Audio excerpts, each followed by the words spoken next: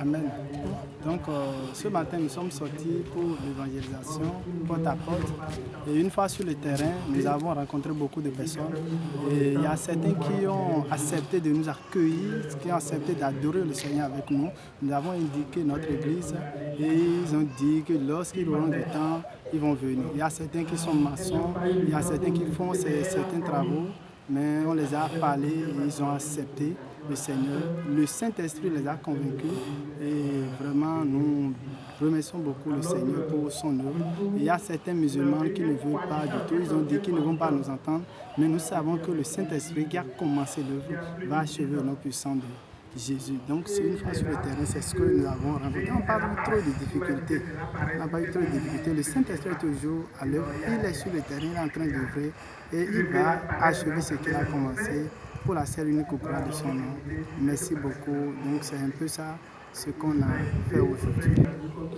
Amen. Donc, je suis en train d'exhorter ceux qui m'écoutent encore ce matin de tout faire pour se donner au Seigneur. C'est le Seigneur seul qui est notre sauveur.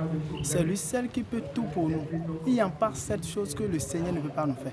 Mais c'est lui seul qu'on peut adorer. Il n'y a pas autre créateur. Il n'y a pas autre Dieu. C'est lui seul. Donc, je nous exhorte de se donner au Seigneur. La souffrance ta souffrance d'aujourd'hui là, c'est le Saint-Esprit, c'est le Seigneur, Dieu Tout-Puissant, au nom de Jésus, qui va résoudre ce problème.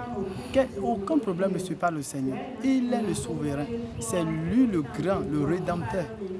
Donc, donnez votre vie à Jésus. Repentez-vous de tous vos péchés. Il ne faut pas dire que oui, j'ai trop péché, je ne peux pas me donner au Seigneur. Est-ce que le Seigneur va me pardonner? Le Seigneur peut te pardonner. Il n'y a pas ce péché que le Seigneur ne peut pas pardonner.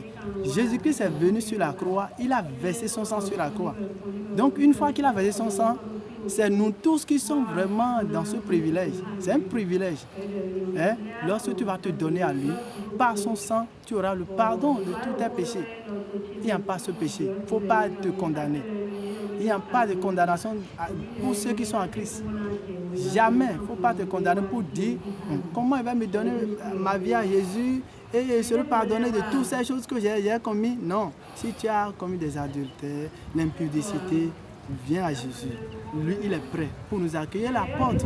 Il est en train de frapper. Il faut ouvrir ta porte seulement. Il va rentrer dans ta maison, dans ton cœur. Si on parle de la maison, c'est dans le cœur. Il va rentrer dans ton cœur.